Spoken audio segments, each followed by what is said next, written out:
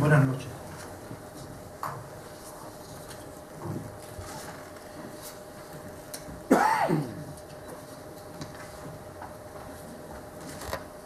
Se abre la sesión pública y solemne en cuyo transcurso tomará posesión como académico correspondiente el licenciado en Historia del Arte y artista pintor don Ricardo Galán Urrejola. Tiene la palabra la secretaria general, ilustrísima señora doña Adelaida Bordés, para dar lectura al acta del acuerdo.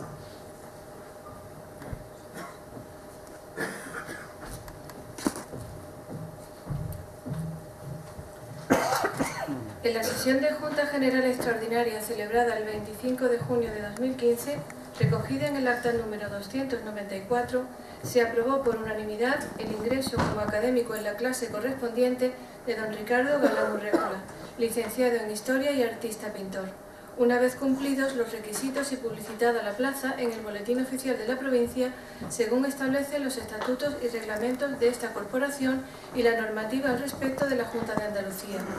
Comunicado el acuerdo al recipiendario, se estableció el plazo reglamentario para su ingreso, que con posterioridad quedó fechado para el martes 16 de febrero de 2016, siendo el título de su discurso de toma de posesión la creación artística en torno a 1766, año de la constitución del primer ayuntamiento de la isla. Será presentado por el ilustrísimo señor don Juan Antonio Lobato García, doctor en medicina y académico de esta, de lo cual, como secretaria, doy fe con el visto bueno del señor presidente.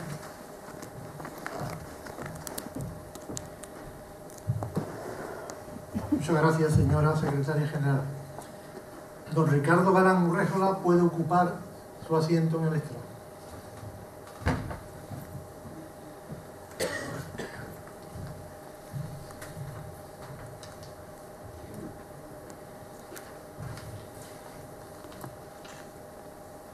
Tiene la palabra el ilustrísimo señor don Juan Antonio Lobato para presentar al recipiendario.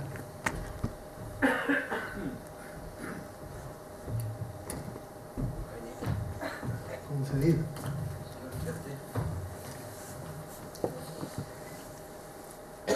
Excelentísimas e ilustrísimas autoridades civiles y militares, queridos compañeros académicos, queridos amigos, señoras y señores. Los médicos decimos que solo se diagnostica lo que se conoce. En pintura pasa algo parecido. Solo se valora, solo se ama lo que se conoce. Y la base del conocimiento es el aprendizaje, el estudio y la observación. ¿Para qué sirve una academia de ciencias, letras y artes? Entre otras muchas cosas, para facilitar el conocimiento y, por tanto, también para enseñar a amar la cultura.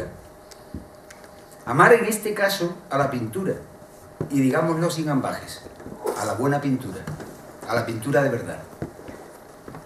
Pero explicar el arte puede ser una imprudencia.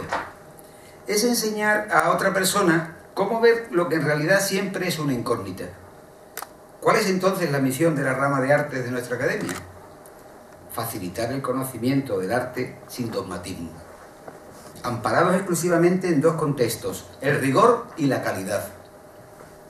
Hoy es un gran día para la Academia de San Romualdo, y ello es así porque hoy toma posesión como académico correspondiente don Ricardo Galán Urrejola, que va a saber interpretar perfectamente estos dos aspectos señalados, el rigor y la calidad. El recipiendario es licenciado en Historia y pintor, como todo el mundo sabe, y es que Ricardo se ha ganado a pulso un sitio en el dificilísimo campo de la pintura profesional. Su pintura ha alcanzado el concepto clave, la palabra clave, credibilidad. Muy pocos pintores viven de lo que pintan, solo los mejores, los elegidos por las musas. Hoy va a ser nombrado académico un pintor elegido por las musas. Un pintor natural de San Fernando, profeta en su tierra solo faltaría, con una trayectoria internacional desde hace años, que con el apoyo de galeristas de la categoría de Rafael Benot, de María Aguilar, de Ceferino Navarro, de Cristina Sorena, de Magdalena Jauri, entre otros, y de críticos exigentes y rigurosos de la talla de Bernardo Palomo, Ricardo ha sabido, diría yo, llegar a esos espacios tan exclusivos como son las galerías internacionales y las ferias de arte, donde ha logrado exponer y vender. No tenemos ante nosotros a un pintor localizado, tenemos ante nosotros a un pintor deslocalizado, a un pintor internacionalizado. Y es eso lo que quiero recalcar. Exponer en la Dresdmuseum de Assen, en los Países Bajos, en la Fête Art Realis de Ámsterdam, en el Hermitage de San Petersburgo, en Rusia, en el Harveus Art de Utrecht, en Holanda, en la Contemporary Art Fair de Frankfurt, en la Feria de Estrasburgo, en Palm Beach, en Florida, Estados Unidos, en la Lucy de Campbell Gallery de Londres, en la Mokum Gallery de Ámsterdam o en la Galería Alain Dudet de Toulouse. Lo hacen muy pocos pintores. Muy pocos pintores vivos en España. Podríamos decir que se cuentan con los dedos de una mano. Barceló, Antonio López, Gordillo. Y dejaré otros 2 dedos de la mano sin nombre para que cada uno ponga a quien quiera. Yo pongo a Ricardo. Lógicamente, exponen en estos sitios estos pintores porque su obra se cotiza. ¿Y por qué se cotiza su obra? ¿Qué ve el espectador en la pintura de Ricardo? Indiscutiblemente varios conceptos clave. Modernidad, sinceridad, valentía, maestría, belleza. En suma, lo que decíamos al principio, credibilidad, valor, mérito, talento. El espectador quiere ser sorprendido y Ricardo lo consigue. En definitiva, Urréjola ha iniciado ya hace algún tiempo ese camino tan admirable que conduce al estilo propio, a la factura propia, a la marca propia. Y como todos sabemos, el estilo precede a la marca y esta a la fama. Urréjola ya es famoso. ¿Qué ve la academia en la pintura de Urréjola? En nuestra academia no vale la distinción entre pintura clásica y pintura moderna. Solo cabe distinguir entre pintura buena y pintura mala. Así de simple y así de complicado. En pintura uno es lo alto que puede alcanzar a ver. Y ver en pintura no es solo lo contrario a la ceguera. También hay que saber ver, mirar. En arte lo que verdaderamente nos enriquece es saber mirar, para distinguir lo falso de lo auténtico, y eso siempre es difícil. No nos educan la mirada, ni en casa, ni en el colegio, ni en la universidad, en ninguna parte. Nadie nos enseña cómo mirar un cuadro. Ricardo no es de pincelada relamiosa y pusilánime. Su trazo explora las vertientes de una expresión que retumba en los oídos, con un estilo propio que le hace inconfundible a los ojos del espectador.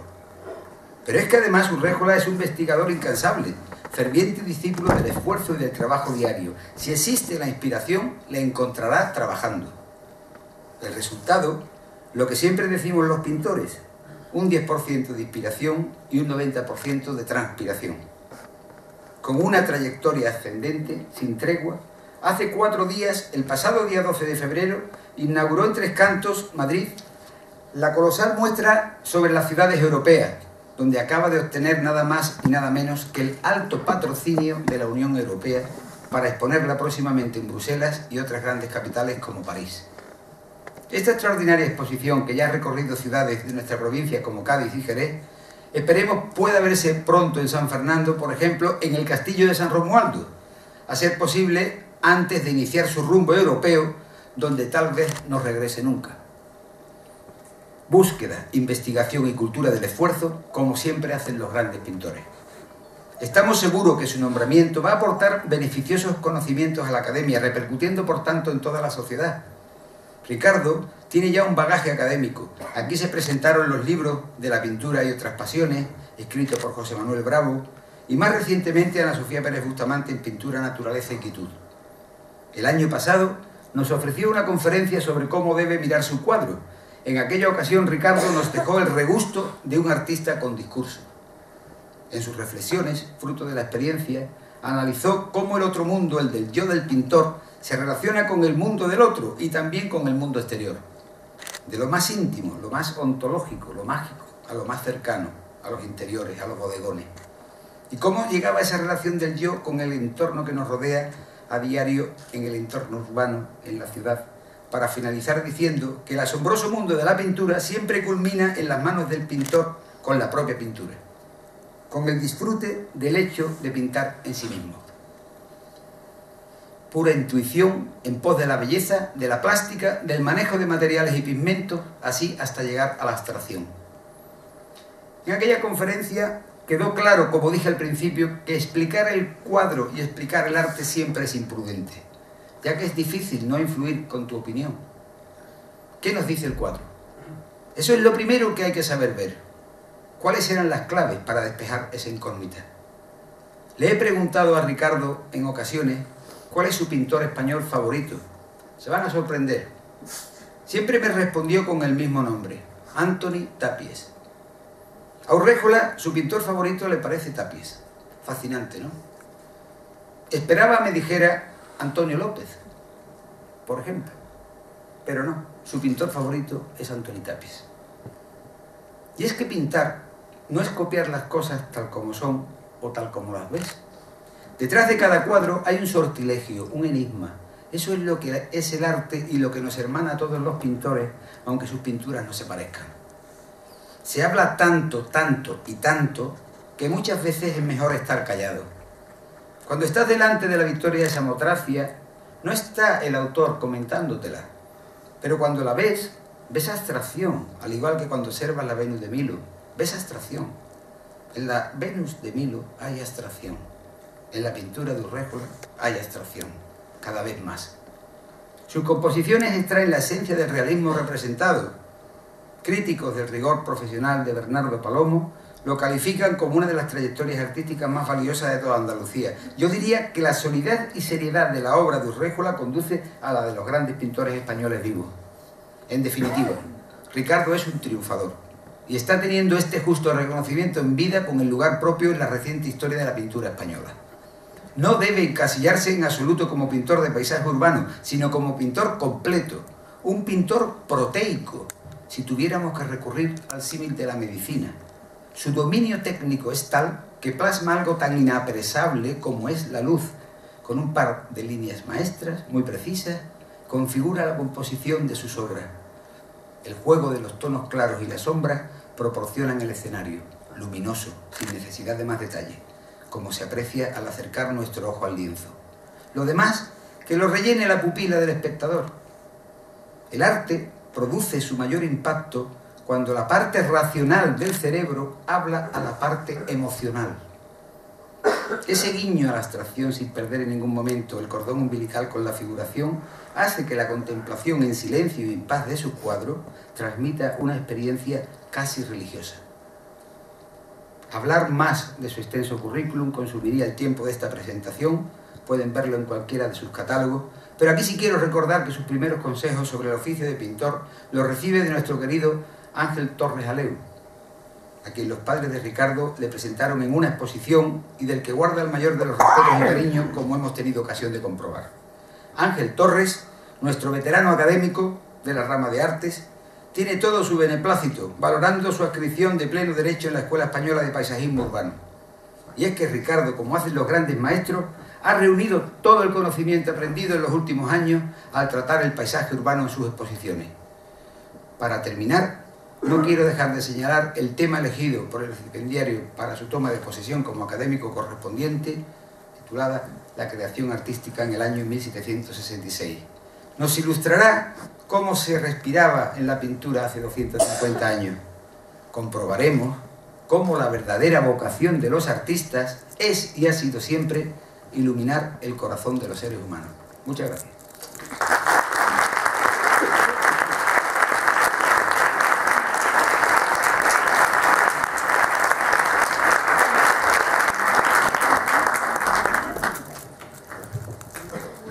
Muchas gracias, don Antonio López.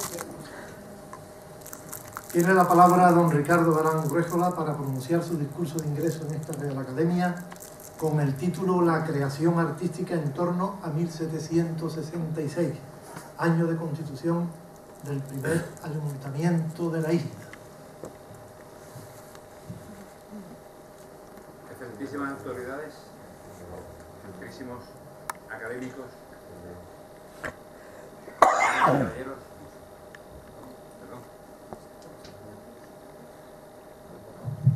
perdone, empiezo.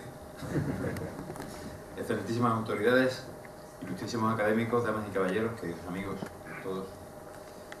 Permítanme que dedique unos instantes a transmitir mi agradecimiento a la Real Academia de San Romualdo por depositar en mi persona la confianza que conlleva acogerme a tan honorable institución, de tan brillante trayectoria, depositaria de tan nobles valores y capaz de una actividad cultural realmente asombrosa, que ayuda a mantener viva la llama de la ciencia, las letras y el arte en nuestra ciudad y más allá de ella. Mi agradecimiento a todos y a cada uno de los académicos representados en la figura del excelentísimo señor presidente, don José Carlos Fernández, y, si me lo permiten, una afectuosa y especial mención a mi generoso presentador, ilustrísimo señor don Juan Antonio Lobato. Esta afectuosa referencia debo hacerla extensiva al ilustrísimo señor don Ángel Torres Aleu, que fue, pues, ni más ni menos para mí, que mi primer maestro en la pintura, me aconsejó, me dio las primeras instrucciones y ahora mismo yo le considero, y creo que a mí también, algo más que un amigo. Como pueden suponer, este acto es para mí y para mi familia todo un honor y estamos muy agradecidos a esta generosidad. El discurso que he preparado va a ser muy breve. En primer lugar, por no cansarles, la verdad, y en segundo lugar, porque este acto va a tener hoy como segunda parte algo que tiene, para quien les habla, una especial importancia. Por fin expongo en mi ciudad, ya era el momento. Les aseguro que me causa una gran emoción, eso es real. De modo que luego están todos invitados a la inauguración de esta exposición en la Galería GH40, que queda próxima aquí donde estamos. Todos los aquí presentes somos conscientes de la relevancia que en este año de 2016 tiene la celebración del 250 aniversario de un hecho importantísimo para nuestra ciudad. Fue fundamental la Real Cédula del 11 de enero de 1766, por la que el rey Carlos III concede el título de villa con su propio ayuntamiento a nuestra ciudad con el nombre de Real Isla de León. Este año celebramos este hecho histórico y lo hacemos desde distintos enfoques y puntos de vista. Cuando intentamos situarnos cronológicamente en un contexto histórico, pues seguramente nos seduce la idea de ver, como si se tratase de una película, ver cómo eran las personas en ese momento, cómo vestían, cómo se expresaban, cómo vivían y cómo pensaban. Es decir, queremos situar su contorno cultural. Bien, pues uno de los talismanes que nos facilitan el conocimiento cultural de un periodo histórico es sin duda el arte. El arte que se realiza en una época dice cómo son las corrientes culturales e ideológicas, cuál es la realidad e incluso cuáles son las aspiraciones de esta sociedad. Como ustedes saben que quien les habla es pintor, pues ya podrán suponer que si vamos a indagar en el mundo del arte de esta época que celebramos de 250 aniversario, pues va a girar en torno a la pintura. La pregunta es la siguiente en general. ¿Cómo ven el mundo los artistas pintores en España, en Europa, en América, cuando Carlos III concede a la Real Isla de León el rango singular de villa con su propio ayuntamiento?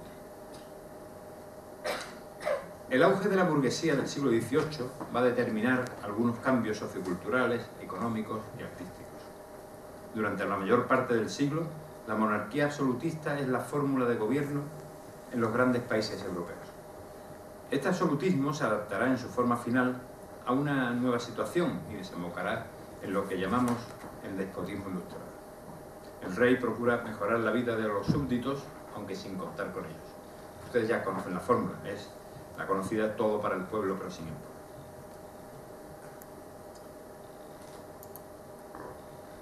Carlos III, sin romper el orden establecido del antiguo régimen, lleva a cabo importantes reformas rodeándose de ministros ilustrados como el marqués de Esquilache, Aranda o el conde de Campomanes. El rey apoyó a la burguesía, elevando su responsabilidad política en puestos importantes dentro del organigrama del país y también fomentando el proteccionismo económico y comercial. El resultado de esta política es que la burguesía acapara más poder y más capacidad de decisión. Este auge de la burguesía determina un importante cambio en las actividades artísticas. Siempre son reflejadas. El arte y la realidad siempre están reflejados. El gusto por el buen vivir, la comodidad, el lujo, hace que se desarrollen nuevos modelos artísticos. Se busca un refinamiento formal que induce a una especie de manierismo, una maniera, como dicen los italianos, de hacer. En realidad el siglo XVIII será testigo de una dualidad artística. Miren ustedes. Por un lado, el rococó es la fórmula de la ya ciertamente decadente aristocracia, aunque esta manera será imitada por parte de la emergente burguesía ansiosa de altas miras sociales, siempre quieren ascender. Frente al rococó, las formas artísticas propias de una nueva burguesía intelectual resultarán totalmente distintas, casi opuestas, podríamos decir. En un regreso a los principios clásicos, cimentados en las nobles formas del pasado romano, en la austeridad y la moral, un movimiento artístico nuevo emerge y terminará imponiéndose en la cultura europea, el neoclasicismo. Les voy a hacer un pequeño, muy rápido, muy pormenorizado análisis de las cosas esenciales de un estilo, del rococó y del neoclasicismo. El rococó, formas recargadas, colorido en este momento claro, suave, temas mundanos y galantes. El neoclasicismo, formas sobrias, contornos firmes, temas clásicos y queriéndose que sean trascendentales. Bien, situándonos pues en 1766, podemos decir que la Real Isla de León abre los ojos al mundo artístico en el momento en que se dirime el final del rococó y el auge del neoclasicismo. La primera fórmula supone una continuidad del antiguo régimen, aunque con características ya propias del principio de la Ilustración. En España, la figura de Carlos III encarna casi a la perfección esta imagen. La segunda época supone cambios muy profundos que toman cuerpo en tres hechos fundamentales, muy importantes. Son la revolución e independencia de los Estados Unidos, la Revolución Francesa y la Revolución Industrial, ni más ni menos. Esto cambiará el mundo. Entre 1751 y 1765 se publica en Francia la primera enciclopedia de Diderot y d'Alembert. Colaboran otros tres pensadores ilustrados, Montesquieu, Rousseau, Voltaire, quien edita en 1764 su diccionario filosófico.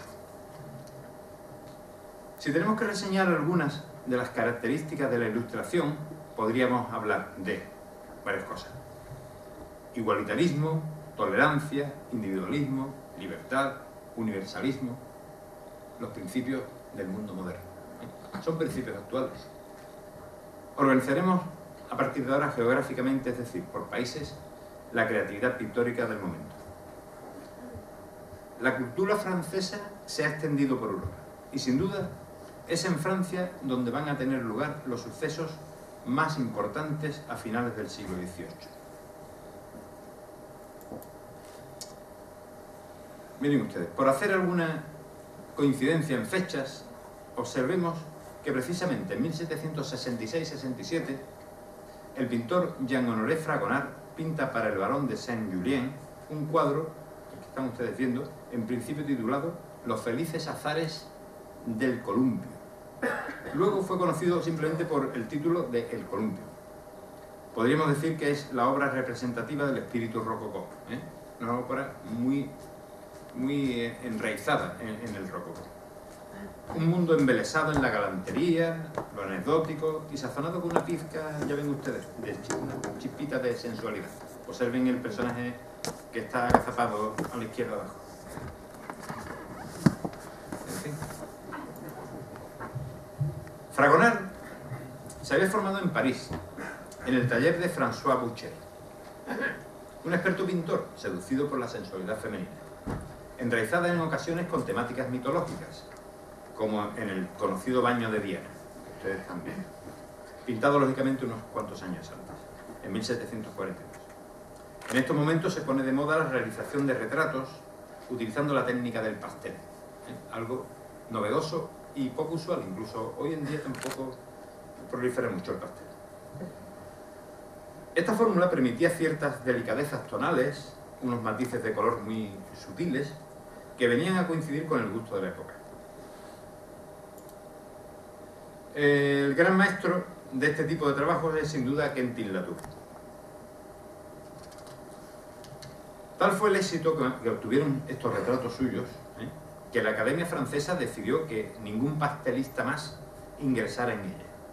¿Por qué? Pues para evitar que el retrato al óleo se viese perjudicado. Un clásico. Latour pintó retratos a toda la sociedad, a toda la alta sociedad de su época. Ya saben ustedes, la vanidad, pues, es una realidad que siempre ha estado vigente.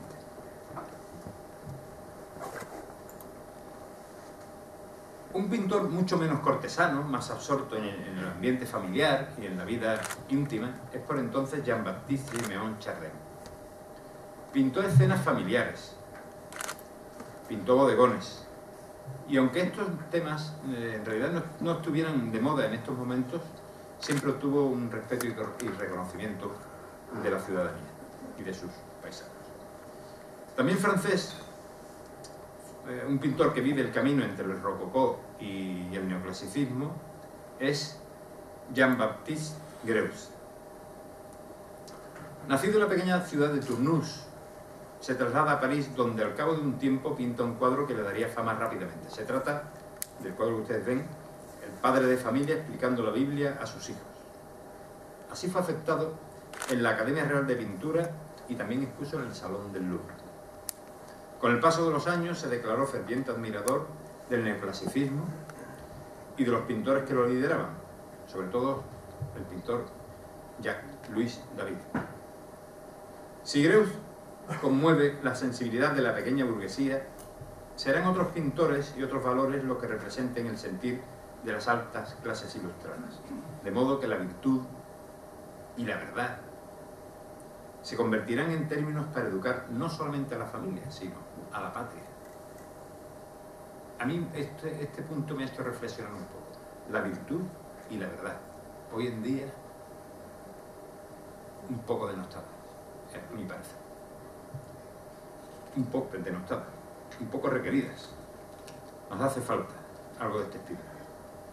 La fe de los ilustrados en la posibilidad de educar al hombre en estos valores coincide, por otras razones, con los intereses del Estado en estimular los sentimientos patrióticos de sus súbditos. Miren ustedes este cuadro. El juramento de los Horacios. No es de extrañar que el propio Luis XVI adquiriese el representativo cuadro de David, este juramento de los Horacios, luego considerado como una obra revolucionaria.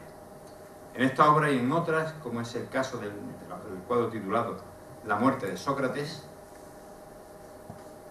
podemos distinguir algunos elementos estilísticos y formales nuevos.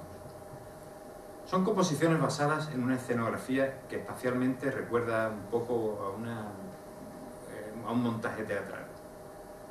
Hay un rigor compositivo en el que se cruzan líneas verticales y horizontales que dan solidez. El dibujo está bien contorneado y cerrando las figuras toma una importancia muy relevante. Se puede sentir en estas obras un dramatismo latente, propio de momentos históricos cruciales.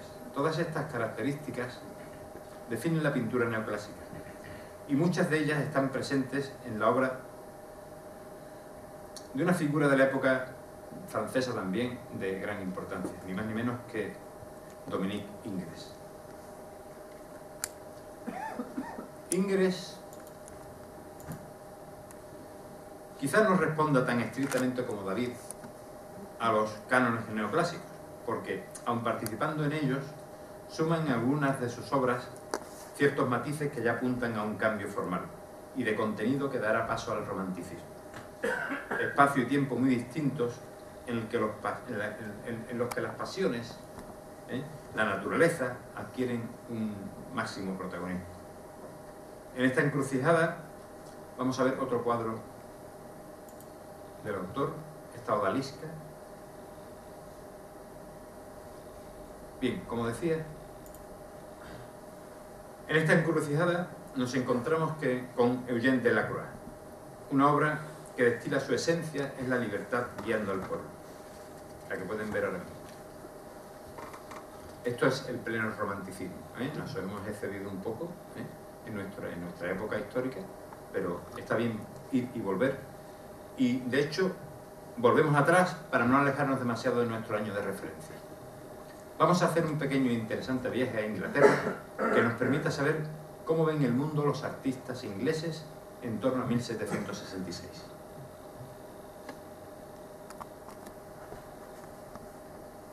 La anterior presencia del pintor flamenco Van Dyck en Inglaterra, como primer pintor de la corte, propició una gran influencia en los futuros artistas ingleses del siglo XVIII, especialmente en lo que se refiere a la especialidad del retrato. Sin duda podemos centrarnos en las figuras de tres artistas que definen la pintura del XVIII en Inglaterra. Básicamente son William Hogarth, Joshua Reynolds y Thomas Gainsborough.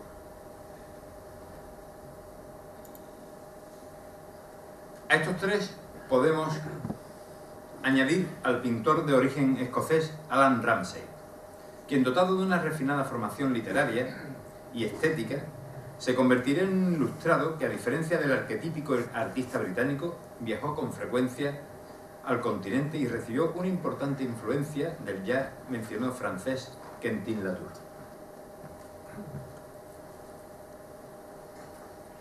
De Latour tomó algunos esquemas del retrato muy importantes que influyeron mucho en su obra. Fue pintor protegido por Jorge III, hasta que en 1770 dejó la pintura para dedicarse a la literatura. Sin embargo, si queremos respetar la cronología, es a William Hogarth a quien debemos prestar atención en primer lugar. Curiosamente, Hogarth presumía de una excelente memoria visual, que le permitía retener todos los detalles de las escenas que le interesaban para luego poder llevarlas al lienzo.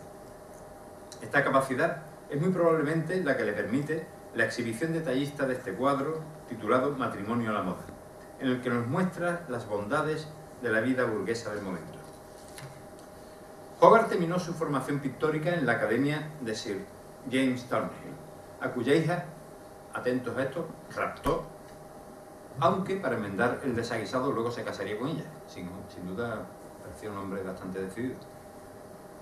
El retrato del comodoro August Keppel, que les voy a mostrar inmediatamente, nos permite adentrarnos en el mundo pictórico de uno de los más significativos artistas del siglo XVIII en Inglaterra, Joshua Reynolds.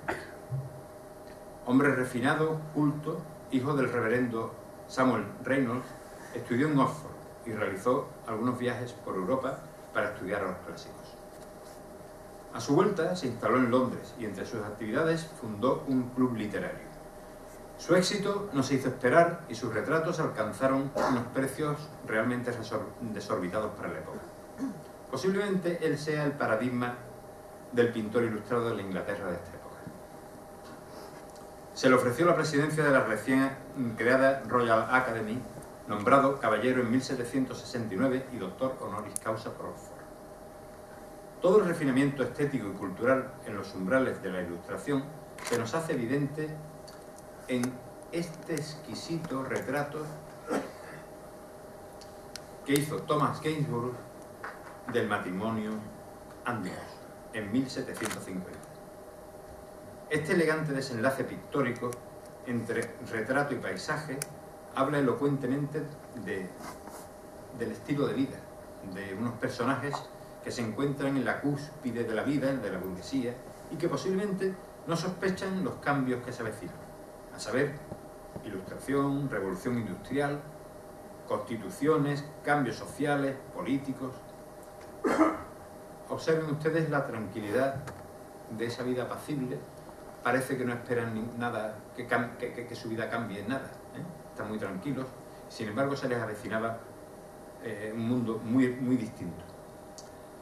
Siguiendo la estela de la pintura inglesa, vamos a volver a realizar otro pequeño viaje, un rápido viaje cruzando el Atlántico, y observaremos cómo en los preludios de la independencia de los Estados Unidos, firmada en el Tratado de París de 1783, el mundo artístico norteamericano es heredero de las fórmulas británicas, aunque con algunas aportaciones propias.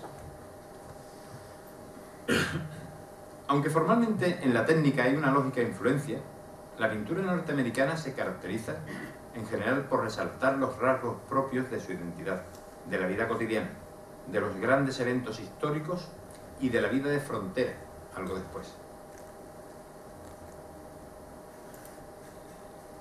Resaltaremos a algunos pintores por su significado e importancia. Uno de ellos es Benjamin West, quizás el primer pintor propiamente estadounidense. Aunque heredero del retratismo anglosajón, West produjo obras en las que el Nuevo Mundo es reflejado como una realidad distinta. En la obra que observan, La muerte del general Wolfe, escenificada en la conquista de Quebec en 1759, West dispone las figuras al modo de los antiguos descendimientos clásicos, en torno al moribundo general, al tiempo que resulta la contemporaneidad del hecho con la presencia de los militares uniformados y sitúa geográficamente la acción con la curiosa pose un tanto clásica, si ustedes observan, del personaje indio.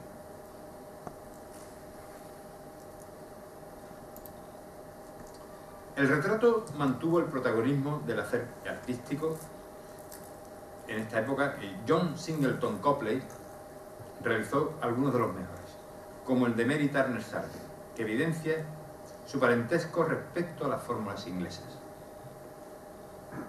Pero Copley, el pintor, pues consigue ser singular en otras obras, hace una avanzadilla, como la titulada Brooke, Watson y el Squab, firmada en 1778 y que, dado su dinamismo en la composición y en la temática, bien pudiera indicarnos la senda que algo más tarde seguiría el romanticismo. De hecho, esta es una pintura romántica, un poco adelantada. Con pocos años de diferencia o de distancia respecto a la concesión de ayuntamiento a las Reales de León, hay un episodio histórico de trascendental importancia. Tiene lugar en los Estados Unidos. El 4 de julio de 1776 es la fecha de la Declaración de Independencia y un pintor norteamericano, John Trumbull, dejará constancia del evento en un cuadro que luego donaría a la Universidad de Yale. Trumbull seguiría con otros pintores la tendencia de constatar en sus obras la realidad norteamericana. Años más tarde, y en plena expansión y conquista del oeste, muchos artistas dedicaron sus esfuerzos a plasmar la belleza de los grandes paisajes y de la vida de frontera. Frederick Charles, Thomas Cole, Asher Durham o Albert Bicester fueron algunos de ellos. Mientras esta era la situación artística en el Nuevo Mundo, aquí en Europa, en el año de 1766, que celebramos como propia efemérides, asistía al fallecimiento de un pintor importante para nuestro país. Efectivamente, el pintor de origen italiano, Corrado Giaquinto, pide permiso al rey Carlos III para volver a Nápoles, de donde, desgraciadamente, ya no regresaría. Giaquinto había sido llamado años antes a la corte española para seguir, de alguna manera, la labor artística que había desarrollado en nuestro país Lucas Jordán, quien dejó unos magníficos frescos en el Escorial, en el Casón del Buen Retiro y en la sacristía de la Catedral de Toledo. A su llegada, Giaquinto fue nombrado primer pintor de cámara y director general de la Academia de San Fernando. Se le encomendó la restauración del fresco de Lucas Jordán del Casón del Buen Retiro. Después de sus intervenciones en Aranjuez y en las Salesas Reales de Madrid, fue designado oficialmente para suministrar los cartones pintados a la Real Fábrica de Santa Bárbara. Pero serían sus obras al fresco, estaban viendo ustedes una de ellas, en el Palacio Real, la mejor aportación que el pintor italiano dejó en España.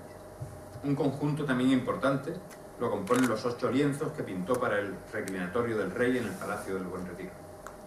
La religiosidad de la obra de Giaquinto es fácilmente observable, en cierto modo, un poco desfasada respecto a las vanguardias estéticas de la segunda mitad del siglo XVIII. Bien, la gran pintura italiana, eje del Renacimiento que todos conocemos, primero con pintores tan importantes como Rafael, Leonardo, Miguel Ángel y un largo etcétera, y que luego había aportado al barroco la figura de Caravaggio, que había marcado todo el siglo, un siglo de esplendor en el arte europeo, no goza precisamente en el siglo XVIII de la misma grandeza. No obstante, será la llamada Escuela Veneciana la encargada de aportar artistas de gran talla al panorama artístico. El gran pintor que domina la escena italiana es Giambattista Tiepolo. Especializado en la pintura al fresco, en sus grandes composiciones, los personajes, en innovadores y extraordinarios escorzos, se asoman a la tierra desde imposibles plataformas celestiales sostenidas por nubes. Observen esta imagen. Es de una creatividad extraordinaria. Son exultantes escenografías llenas de teatralidad. También la escuela veneciana aporta 2 pintores exclusivos y que poco tienen que ver con las tendencias francesas o inglesas, de las que ya hemos mencionado. 2 paisajistas de carácter urbano.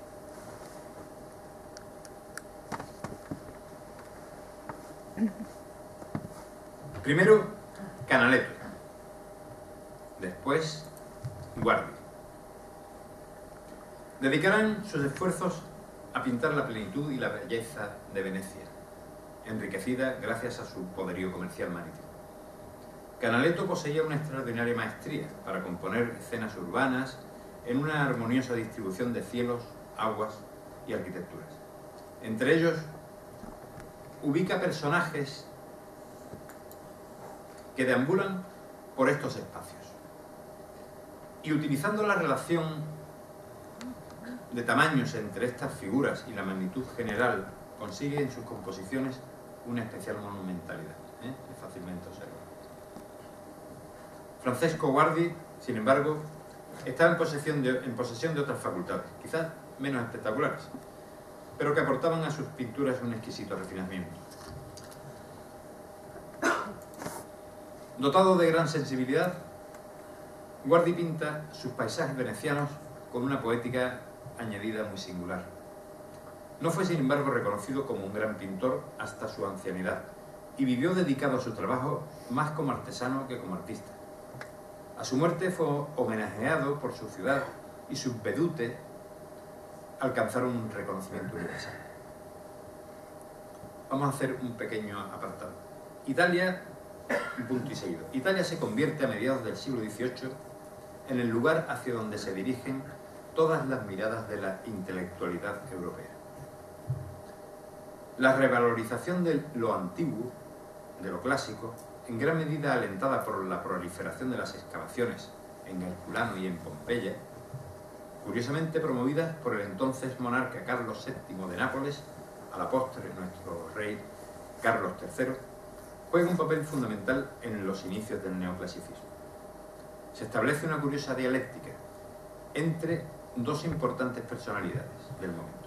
Por un lado, Giovanni Piranesi. Tras su establecimiento en Roma, sobre 1740, se convierte en ilustrador de la antigüedad romana y en defensor de la primacía de la romanidad. En pugna con las ideas del arqueólogo e historiador alemán Winkelmann, quien, por el contrario, resucita el ideario griego sobre la educación en la belleza y la virtud, lo cual le convierte en uno de los grandes teóricos del movimiento neoclásico.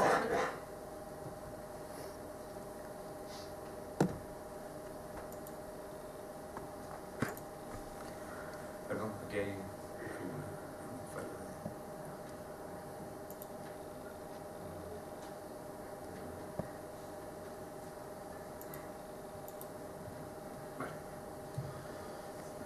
Vale. arreglado. Nápoles centra durante algún tiempo la capitalidad de la nueva cultura estética. Este es un retrato, va a estar aquí, va a estar presente durante un retrato. Es un retrato que hizo el pintor Tischbein de Goethe, un personaje muy importante en estos momentos. Como decía, Nápoles centra durante algún tiempo la capitalidad de la nueva cultura y de la estética.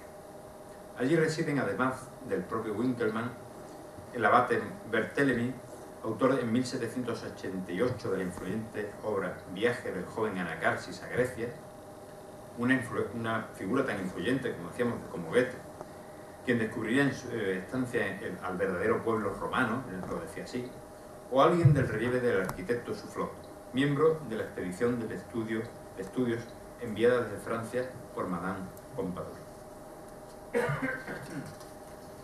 Junto a Nápoles, Roma se convierte en el centro cultural para el estudio de la antigüedad clásica, paradigma en estos momentos del neoclasicismo. A la ciudad eterna viajarán en peregrinación los intelectuales franceses, alemanes o ingleses. El final del rococó viene dado por esta entusiasta vuelta a los ideales clásicos en todos los sentidos, tanto estéticos como culturales, filosóficos o políticos. En un cruce de caminos que se encuentra por un lado las corrientes filosóficas del racionalismo heredadas de Descartes y Leibniz, el empirismo de David Hume o el criticismo de Kant. Por otra parte, la influencia de Francis Bacon en el estudio de las ciencias, recogido en su principal obra Novum Organum, y su sistema de clasificación de los conocimientos, abren el camino a la publicación de la enciclopedia ya hemos hablado de ello, de Diderot y d'Alembert, y al definitivo posicionamiento de la Ilustración inspirada por un optimismo racionalista. Eso es Europa. En Francia, como sabemos, todo confluyó resueltamente en la Revolución de 1789, mientras en otros países como Alemania, Austria, Italia o España se aplicaron medidas reformistas para así evitar un cambio demasiado revolucionario. En cualquier caso, nos encontramos ante el final del antiguo régimen. Esto es importante que lo aclaremos. Este es el final del antiguo régimen. Efectivamente, en España, Carlos III encarna el despotismo ilustrado y se aplica en realizar innumerables reformas en muchos sentidos. En el sector agrícola se activan zonas de regadío, rotación de cultivos y sobre todo se garantiza la propiedad y la liberalización de los precios. Se trazan canales y nuevas carreteras que facilitan el comercio y el nacimiento de nuevas compañías comerciales. Se crean industrias de manufacturas reales y sociedades económicas, las llamadas amigos del país. Se reforma la enseñanza y se crea el Banco Nacional de San Carlos. Todo un evento en ese momento. Impulsa la industria naval y se regula la periodicidad y la exclusividad del tráfico comercial con Hispanoamérica. En este panorama convergían los ilustrados españoles con un carácter mucho más reformador que revolucionario. En realidad, ellos confiaban en que la monarquía fuera la impulsora de la modernización del país. Solamente una élite participa en las luces ilustradas, mientras la mayor parte de la población sigue sumergida en el analfabetismo, en el atraso económico, en la desigualdad y en un ideario lleno de leyendas y de supersticiones. En el ámbito de la pintura, con la llegada de los Borbones al trono de España y ante la ausencia de grandes nombres propios nacionales, se acogen en la corte a pintores llegados de Francia, como Jean Ranc o Louis Michel Van Loo. Carlos III, sin embargo, llama a pintores italianos,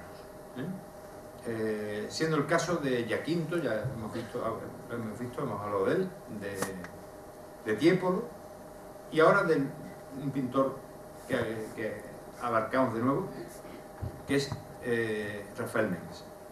Anton Rafael Mengs, de origen checo, fue un artista de gran reconocimiento en las cortes europeas de la segunda mitad del siglo XVIII. Este es un autorretrato que ustedes están viendo. En 1761 es llamado a España donde permanecerá varios años trabajando en el Palacio Real y en el Palacio de Aranjuez. Asimismo realizó varios retratos, entre ellos el del propio monarca y el de María Luisa de Parma, princesa de Asturias en ese momento. Precisamente los retratos le reportaron un lugar importante en la historia del arte y su influencia se dejó notar en muchos pintores de la época, entre ellos en los hermanos Balleu. Francisco Balleu había sido solicitado por Mengs, precisamente, para que le ayudara en la decoración del Palacio Real. Balleu progresó técnicamente en su ideario clasicista y en 1767 fue nombrado pintor de la corte. Sus últimos años trabajando los dedicó especialmente al retrato, aún bajo el influjo de Mengs. Este retrato que ven es de Feliciana Balleu. Debemos dejar espacio aquí para mencionar a un pintor español, aunque nacido en Nápoles, que realiza en estos años una obra que por genuina y original llama bastante nuestra atención. Es una pintura que en realidad nada tiene que ver con las corrientes que imperan por entonces. Dedica gran parte de su producción a un modelo de bodegón, se lo voy a mostrar, a un modelo de bodegón muy característico y de raíces genuinamente españolas. Se trata de Luis Menéndez. Son composiciones, como pueden ver ustedes, que tienden a ocupar todo el espacio del lienzo. Las imágenes ocupan todo el espacio. En estas representaciones los elementos tienen un claro sentimiento popular, muy lejos, por tanto, de las sofisticadas imágenes, tanto del engalanado rococó, así como de las intelectualidades neoclásicas. Sí que podemos situar, sin ambigüedades y en plena decadencia quizás del pintor Luis Paret y Alcázar. Su obra se centra en recoger imágenes de la vida burguesa. Un pintor un poco, no sé cómo diría yo, ustedes lo pueden ver, muy afectado, ¿verdad? Por el momento. Realiza pinturas sobre la vida burguesa, sobre la vida cortesana, con mucha sutileza, propia del buen gusto de su clientela, con un colorido entusiasta y un tratamiento quizás demasiado amable. Pero bueno. Bien, vamos a hacer otra vez un punto y aparte, un punto y seguido, porque pareciera que faltase algo en estos momentos, en la historia de la pintura, pareciera que falte algo que pudiera ser considerado realmente definitivo. Una figura que rompiera estos moldes, ¿no? Y que fraguase una pintura esclarecedora, a imagen de un mundo que parecía vivir en una gran contradicción. Aparece, efectivamente, aparece el gran genio, Francisco de Goya y Luciente, nacido en Fuentealba, Zaragoza, en 1746. Goya, miren ustedes, esta frase para mí tiene una gran importancia. Goya es un pintor total. Es decir, es un artista que cierra ciclos y abre otros nuevos, de forma que a lo largo de su carrera es capaz de ser varios pintores. Esto, para los pintores, para los que somos pintores, sabemos que es algo muy difícil. Ser un pintor total, de los que abren, cierran y hacen lo que les da la gana, es muy difícil, es muy complicado. Bien, en una primera etapa, vamos a ilustrar ya con algo de Goya, en una primera etapa, ya en Madrid, Goya, al igual que ocurriera con Balleu, es llamado por Mengs para trabajar en la pintura de cartones para la Real Fábrica de Tapices de Santa Bárbara. Estos trabajos tienen un marcado estilo tardo-rococó, que era lo que en ese momento le pedían. A pesar de que años después manifestase su desagrado por realizar este tipo de trabajos, no hay duda de que su profesionalización ayudó a Goya a fraguarse como pintor.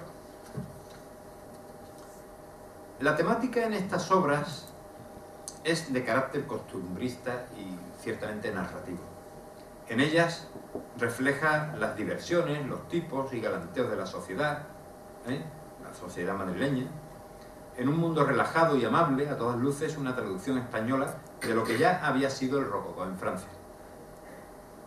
Aunque este tipo de obras no pasa por ser lo mejor, en mi opinión, lo mejor de nuestro pintor, y no es la que le dará alas al genio de Goya, es de justicia reconocer que tiene un gran valor. En ella recoge lo mejor de la escuela creada en Francia a partir de Watteau, y aún la eleva a mejor calidad.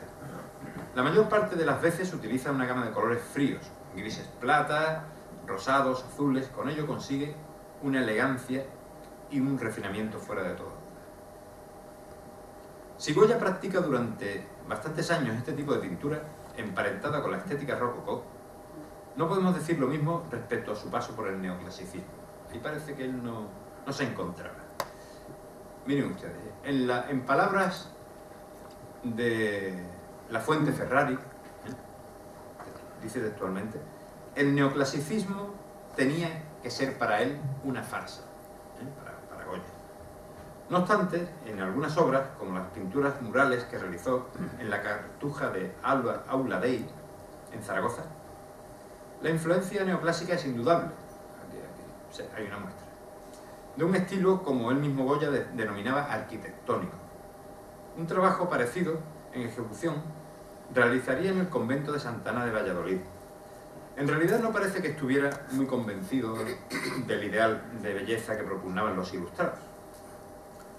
Sin embargo, en esta época, mucho mayor respeto le impone la obra de Velázquez, a la que tiene acceso porque, siendo pintor de la corte, tiene suficiente tiempo para estudiarla detenidamente.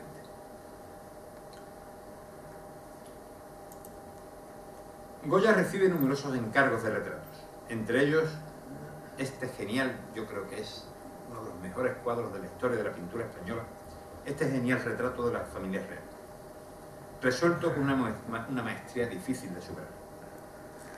El Goya retratista está lejos de los trabajos antes mencionados. Desarrolla un rigor compositivo y un colorido, en realidad, solo al alcance de los grandes maestros.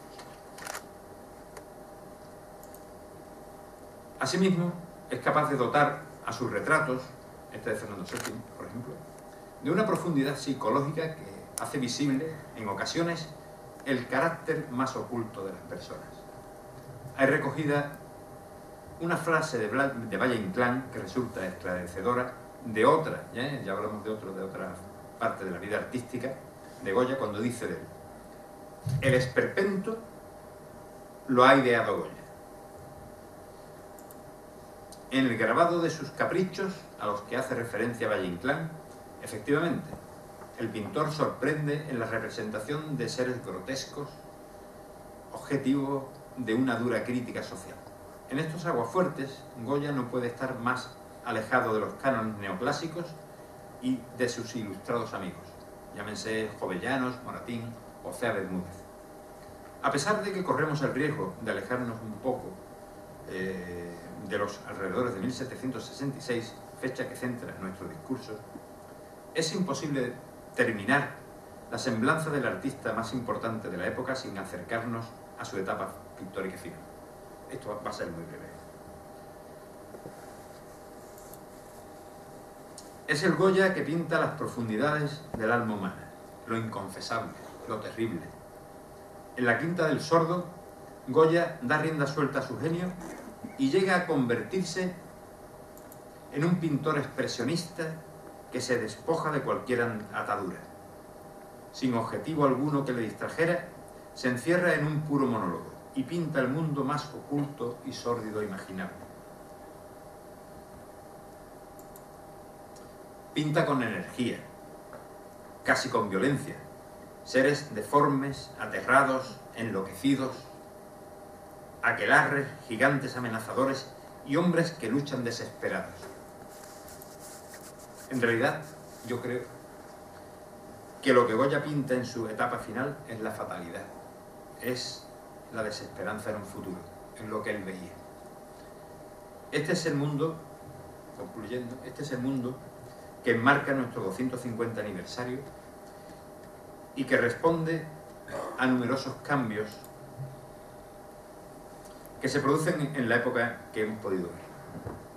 Fundamentalmente el fin del antiguo régimen y el nacimiento del nuevo régimen. En Francia el cambio fue un poco brusco, ya ustedes lo conocen. Pasaron por la guillotina al rey. O sea, drástico no puede ser. En otros países como el nuestro fue un poquito más suave. Ya terminando, diremos que hoy día, sin duda, el futuro está en nuestras manos y mejorarlo es una obligación moral que tenemos. Este año celebramos una efemérides importante para nuestra ciudad y al tiempo que en justicia podemos sentirnos orgullosos de su celebración, yo creo que no es menos cierto que adquirimos la obligación de esforzarnos para que esta ciudad, esto, sea un lugar mejor y más justo donde vivir. En ello estamos. Muchísimas gracias por su atención. Han sido muy amables. Muchísimas gracias.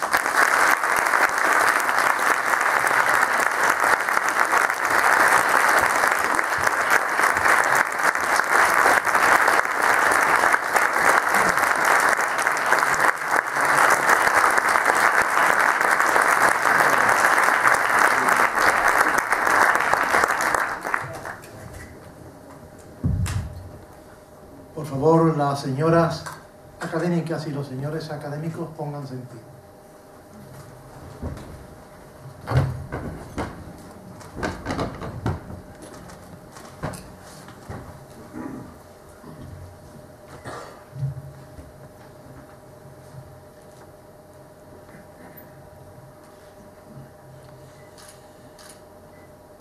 Conforme al título segundo, artículos 7 y 11 de los estatutos, y al título segundo, artículos 5, 7 y 12 del reglamento, se va a dar posesión de una plaza de académico correspondiente a don Ricardo Galán Urrego.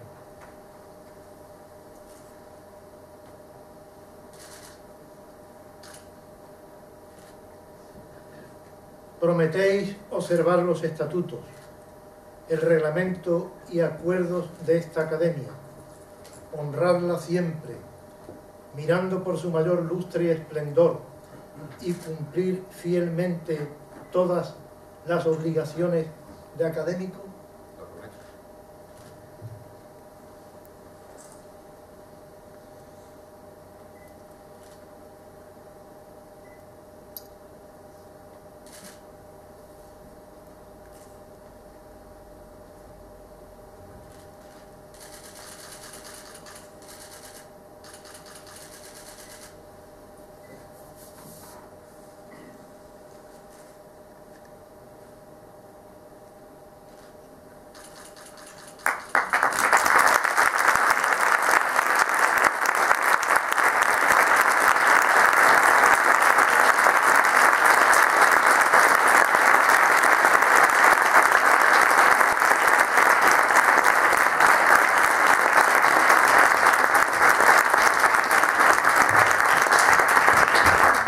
Queda proclamado académico de la Real de San Romualdo el ilustrísimo señor don Ricardo Galán Urrego.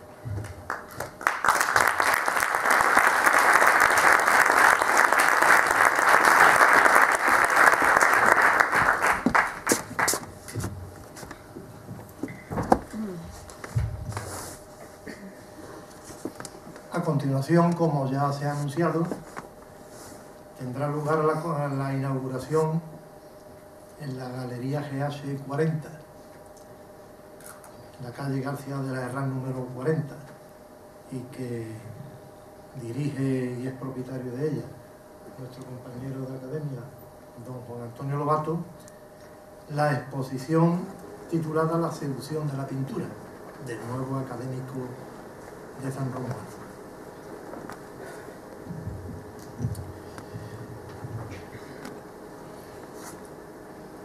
A los pintores, sin duda, le habrán dirigido multitud de adjetivos, a él también, pero que yo sepa, ninguno como el de proteico, que ha utilizado el presentador de esta noche y que viene a aglomerar todos los adjetivos que se le puede decir a un artista, en este caso de la pintura. Ya con la presentación nos hemos abundado más en el conocimiento de Ricardo Galán, puesto que ya lo conocemos de sobra, y conocemos su obra. Ahora vamos a tener oportunidad de ver una exposición donde tiene algo de retrospectivo, algo de obras pasadas que él ha añadido a su nueva producción de esta noche, y seguro que vamos a disfrutar muchísimo con ella. Reiteramos nuestra bienvenida a la Academia con la seguridad de que va a venir a aportar mucho a todas las necesidades culturales, concretamente en este arte de la pintura, que la Academia tiene. Nos ha situado en torno al año 1766 con esa especie de flashback en la pintura que ha empleado, con esos retrocesos y esos avances, pero siempre en torno a 1766 para relacionarlo con el aniversario que celebramos. Siguiendo con el aniversario, el próximo martes tendremos la conferencia titulada Estudio pormenorizado de la obra de Torcuato Cayón y su relación con San Fernando, que es muchísima y muy principal. Sabemos todos que la figura de Torcuato Cayón aquí en San Fernando, en cuanto a la arquitectura, fue definitiva. Esta conferencia la va a ofrecer el ilustrísimo señor don José María Cano Valero a las 7:30 de la tarde del martes, día 23. Están todos ustedes invitados. Igualmente les invito a los que no tengan el programa que pasen a retirarlo, que hay algunos ejemplares, para que vayan siguiendo todos los actos del año 2016.